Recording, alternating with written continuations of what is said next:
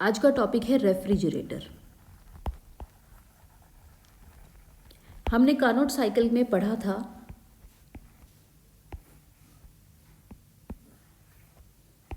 ए, B, सी और D. ए से B, B से सी, सी से डी और डी से ए। इस तरह से कार्नोट साइकिल काम करता है। ए से बी आइसोथर्मल एक्सपेंशन, बी से सी एडियाबैटिक एक्सपेंशन, सी से D isothermal compression, then D से ए एडियाबैटिक कंप्रेशन। और साथ में हमने पढ़ा कि कार्नोट साइकिल जो होता है वो परफेक्टली रिवर्सिबल होता है, यानी कि अपोजिट डायरेक्शन में भी ऑपरेट किया जा सकता है। जब ये इस डायरेक्शन में ए से बी, बी से सी, सी से डी और डी से ए इस डायरेक्शन में ऑपरेट होगा तो it will work as heat engine. अगर ये रिवर्सिबल डायरेक्शन में ऑपरेट होगा तो it will act as refrigerator. अब जब हमने पढ़ा कि अगर ये हीट इंजन की तरह, अगर हम मान के चलते हैं कि हीट इंजन की तरह ऑपरेट होगा तो Q1 हीट जो होगी, suppose Q1 is the amount of heat absorb जो सोर्स से, यानी कि जो हॉट रेजरवायर है, Q1 हीट एब्जॉर्ब होगी सोर्स से, heat absorbed by the source. और जो सोर्स होगा वो किस टेम्परेचर पर होगा? T1 टेम्परेचर पर, यानी कि Q1 is the amount of heat that is absorbed by the source at temperature T1। Here source को सोर्स लिख लीजिए यहाँ पर, या फिर इसे हम हॉट रेजरवायर, यानी कि जो हायर टेम्परेचर के ऊपर रेजरवायर है उसकी हम बात कर रहे हैं यहाँ पर। Q1 हीट ये हो गई, ठीक है। अब जब ये Q1 हीट एब्जॉर्ब की, Q1 हीट एब्जॉर्ब करके सिस्टम ने जो उसके बाद मान लीजिए कि जो वर्क हुआ, work done by the system, वो मान लीजिए W। वर्क डन जो सिस्टम के ऊपर हुआ, जो काम होगा सिस्टम के ऊपर, तो suppose work done by the system, sorry, work done by the system, वो मान लीजिए W है। और Q2 heat is the amount of heat rejected by the sink. यहां सिंक क्या हुई? Cold reservoir.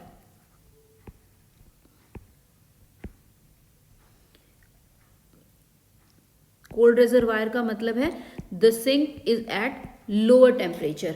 तो मान लीजिए लोअर टेम्परेचर है T2। अभी हमें यहां पर साफ पता चल रहा है कि T2 जो है वो T1 से छोटा है, ठीक है। यहां पर सिंपल अगर मैं बात करूं, मान लीजिए ये हॉट रेजरवायर है, ये आपका सिस्टम है, और यहाँ पर आपके पास ये कोल्ड रेजरवायर है।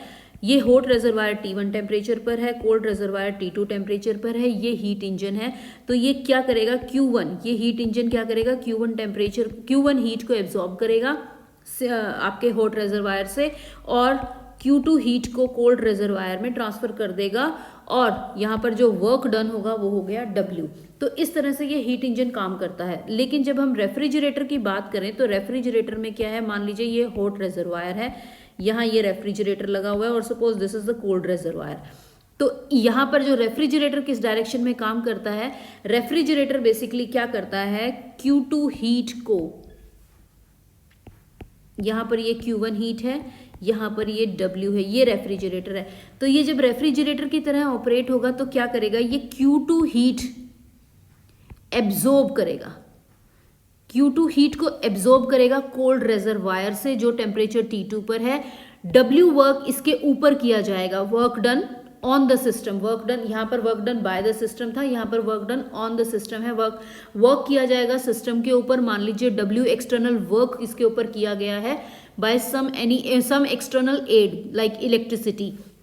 और जब ये इसके ऊपर W काम किया गया है तो ये Q1 हीट रिजेक्ट करेगा हॉट रेजरवायर को जिसका टेम्परेचर T1 है। और यहाँ पर हमें दिखाई दे रहा है कि अगेन T1 टेम्परेचर जो है वो बड़ा है T2 से, यानी कि T1 हॉट रेजरवायर, T1 जो टेम्परेचर है वो ज़्यादा है T2 से। इस तरह से रेफ्रिजरेटर काम करता है। रेफ्रिजरेटर में कोल्ड रेजरवायर से हीट को एब्जॉर्ब किया गया, एक्सटर्नल एड से उसके ऊपर वर्क किया गया, और Q1 हीट जो है वो हॉट रेजरवायर को ट्रांसफर की गई। इस केस में हीट एक लोअर टेम्परेचर बॉडी जो T2 टेम्परेचर पर है वहां से फ्लो कर रही है towards a higher temperature body at T1 with the help of external work done on the working substance, यानी कि जो वर्किंग सब्सटेंस है उसके ऊपर कहीं से इलेक्ट्रिसिटी या कोई भी एक्सटर्नल एड से काम किया जा रहा है। उस काम को करने के बाद वो जो हीट है वो कोल्ड रेजरवायर से हॉट रेजरवायर की तरफ फ्लो करती है। इस तरह से रेफ्रिजरेटर काम करता है। रेफ्रिजरेटर की एफिशिएंसी की अगर हम बात करें तो रेफ्रिजरेटर की एफिशिएंसी को हम मेजर करते हैं in terms of coefficient of performance. Coefficient of performance से रेफ्रिजरेटर की एफिशिएंसी को नापा जाता है। इस टर्म के थ्रू हम रेफ्रिजरेटर की एफिशिएंसी को लिखते हैं और ये कई बुक्स के अंदर अलग अलग तरह से डिनोट किया जाता है। इसे किसी यहाँ पर के से भी डिनोट किया जाता है, इसे बीटा से डिनोट किया जाता है, इसे COP कोफिशिएंट ऑफ परफॉर्मेंस इस तरह से भी लिखा जाता है, इसे P से भी डिनोट किया जाता है और इसे CP से भी डिनोट किया जाता है। तो इस तरह से कोफिशिएंट ऑफ परफॉर्मेंस को यहाँ पर हम कई तरह से ये इन नामों से इसे डिनोट कर सकते हैं। यहाँ पर मान लीजिए Q2 है amount of heat, suppose amount of heat है absorbed at lower temperature. Hot reservoir जो है वो लोअर टेम्परेचर के ऊपर है और उस लोअर जो टेम्परेचर का जो रिजर्वायर है उससे Q2 amount heat absorb Q2 amount of heat is absorbed at lower temperature. Suppose Q1 is the amount of heat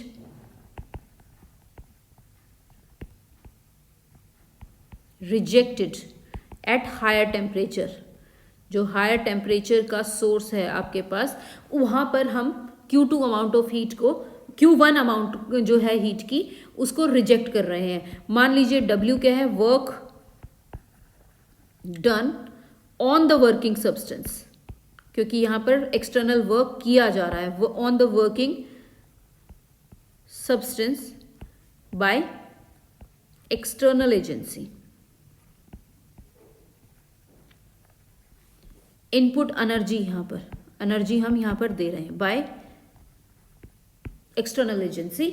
तो coefficient of performance is the ratio of amount of heat absorbed from the cold reservoir to the work done on the working substance by external agency. external agency यहाँ पर compressor of refrigerator है।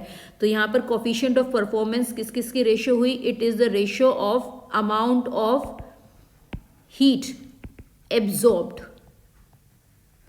from cold reservoir to the work done on the working substance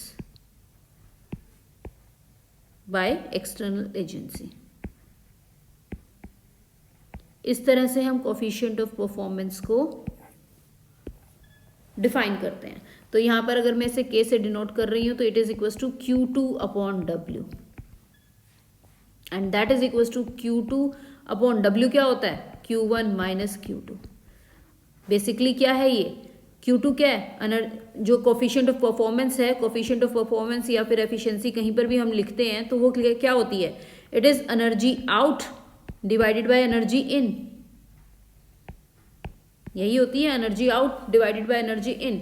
तो जो energy बाहर निकल रही है divided by जो एनर्जी अंदर दी जा रही है, that is coefficient of performance. और यहाँ पर this is equal to Q2 upon Q1 minus Q2। इस तरह से हम इसे लिख रहे हैं।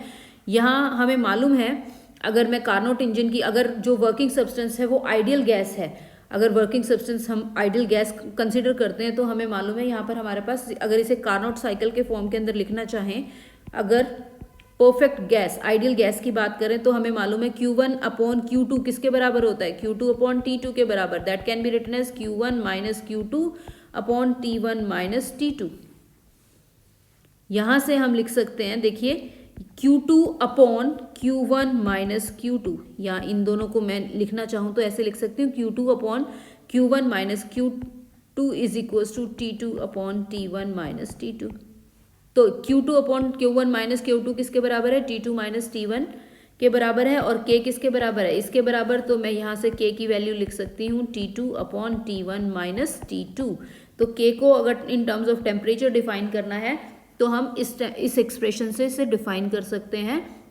और इस एक्सप्रेशन से हमें दिखाई दे रहा है, साफ पता चल रहा है कि सेम टेम्परेचर में काम करने वाले सभी रेफ्रिजरेटर का कोफिशिएंट ऑफ परफॉर्मेंस सेम होगा। और ये जो एक्सप्रेशन हमने लिखी है ये वाली, यहाँ से देखिए ये वाली जो एक्सप्रेशन लिख रहे हैं हम Q2 अपॉन W वाली, यहाँ या फिर ये Q2 upon Q1 minus Q2, इस एक्सप्रेशन से पता चलता है कि W या Q1 माइनस Q2 जितना छोटा होगा उतना ही आपका जो कोफिशिएंट ऑफ परफॉर्मेंस है उतना ही ज़्यादा होगा। इसका मतलब उतना ही आपका रेफ्रिजरेटर इफेक्टिव होगा, यानी कि जितना एक्सटर्नल वर्क आपका रेफ्रिजरेटर डिमांड करेगा जितना कम, उतना ही एफिशिएंसी आपके रेफ्रिजरेटर की ज़्यादा होगी। तो इस तरह से हमने यहाँ पर कोफिशिएंट ऑफ परफॉर्मेंस की बात की है। अब जब मैं इस एक्सप्रेशन की बात करूँ तो इस एक्सप्रेशन में मैं देख रही हूँ अगर T2 को मान लीजिए 0 के बराबर है, यानी कि मेरा जो कोल्ड रेजरवायर है वो 0 केल्विन के ऊपर, एब्सोल्यूट 0 के ऊपर है, तो उस केस में कोफिशिएंट ऑफ परफॉर्मेंस किसके बराबर आएगा? अगर T2 0 के बराबर है तो यहाँ से देखिए T2 0 के बराबर, तो K comes out to be equals to 0। K 0 के बराबर आ गया। K 0 के बराबर आने का मतलब क्या है? Q2 अपॉन W किसके बराबर आ गया?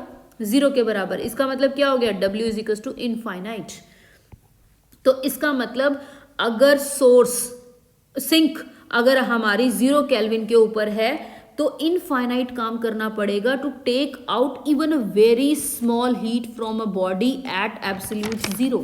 इसका मतलब एब्सोल्यूट 0 अगर जो आपका टेम्परेचर है वो 0 केल्विन के ऊपर है अगर सिंक का, यानी कि सिंक से जिससे हम हीट को एब्जॉर्ब कर रहे हैं, अगर वो टेम्परेचर 0 के बराबर है तो हमें इनफाइनाइट काम करना पड़ेगा, जो कि पॉसिबल नहीं है। उस केस में रेफ्रिजरेटर काम नहीं करेगा। Thank you.